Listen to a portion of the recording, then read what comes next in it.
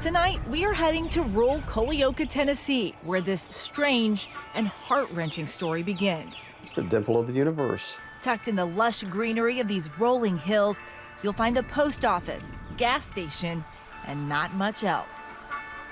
The school's always been the heartbeat of the community. Culleoka Unit School, a sprawling two-story complex which will become the epicenter of a seismic scandal. It's known for its drill team and the musical theater troupe, but it's drama that quickly circles the new girl in class, 15-year-old Elizabeth Thomas. Those kids are from a small community, and any outsider becomes a target immediately. She had been homeschooled her whole life. She was somewhat of a tomboy, played really rough. She could switch to being really nice and sweet. Paige Griffith is a kind of surrogate mom to Elizabeth. Her daughter Erin is Elizabeth's best friend. She'd come to my house and we would talk and watch TV and eat junk food, and we just hung out together. That's Erin and Elizabeth play fighting in the back of a car. The pair loved to goof around. No, I wasn't. Yeah, you were. Wasn't his name just... No! She was always a social butterfly and been described by some people as being a diva. For the first time, her sister Sarah shows me Elizabeth's room. My sister likes fish tanks and fishes. Now, a kind of museum of an adolescent caught between two ages. Oh, that's her Xbox? Yeah, On the one hand, the teen who bought herself an Xbox with the money from her after-school job. She just stayed up playing games. She was obsessed with like guns and stuff. On the other, a child. She made this band.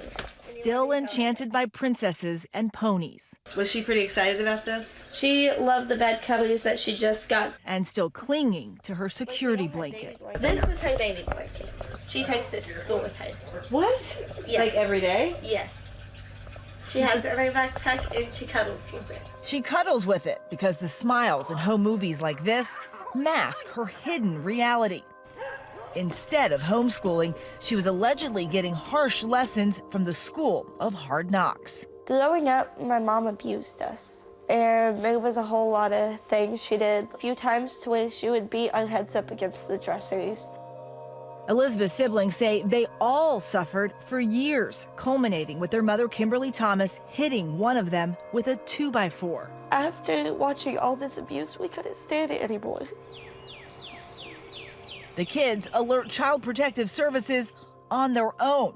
Authorities later removed their mother from the home. She's currently facing 5 counts of child abuse and neglect. She denies the charges, telling a local TV station, "I'm not guilty of those." How did you find out what was going on at home?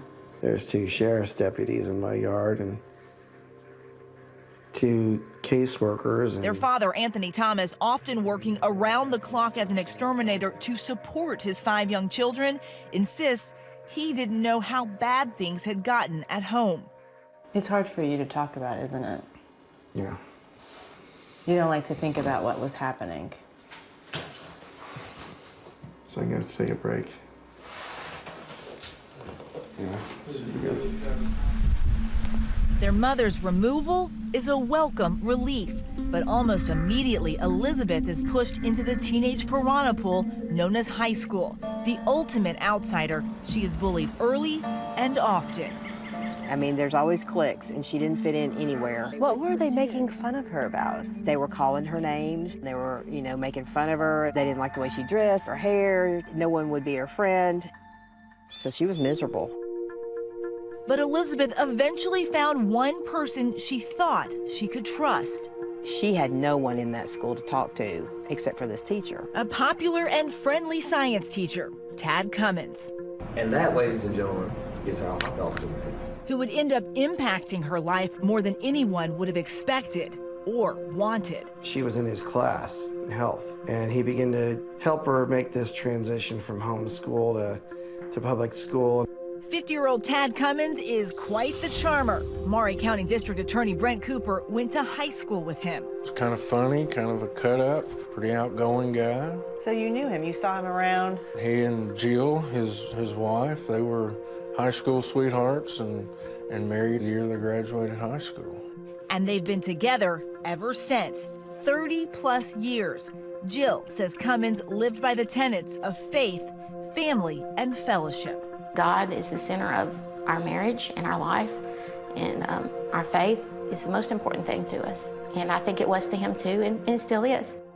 Cummins had even done mission work in the rainforests of Panama. Now he volunteers at his church, teaching Sunday school, singing in the choir, chaperoning and preaching to teens. We did jail ministries and a boot camp ministry. Me and him singing together to the people at the jail. What was it like growing up with him? And he was your all-American dad, the epitome of protector, hero dad. No matter what we were going through, he was the one you could call and would fix it. Tad Cummins flourishes in the classroom. But the difference in Watch this YouTube video of him teaching how to perform CPR.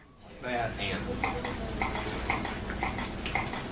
see the difference so that I'm actually taking my weight off of it. Did he enjoy teaching? He loved it. He said he never had a job he enjoyed more.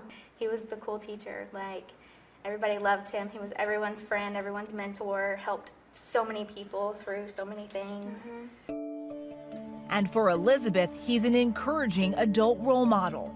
Everything that she needed, he was there. He had bought a microwave and put it in his room so she could heat up food and eat her lunch in his room.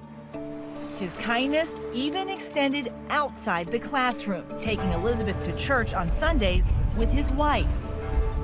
Why did he decide to take her to church? Our preacher's wife was going to be talking about abuse and how to get past it, get over it, and decided to invite Beth because she had also a past.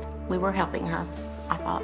Did you ever think anything of their interactions together? It was like a father-daughter relationship. It's the way I saw it too. It's the way he would explain it. In fact, I called her our third daughter sometime.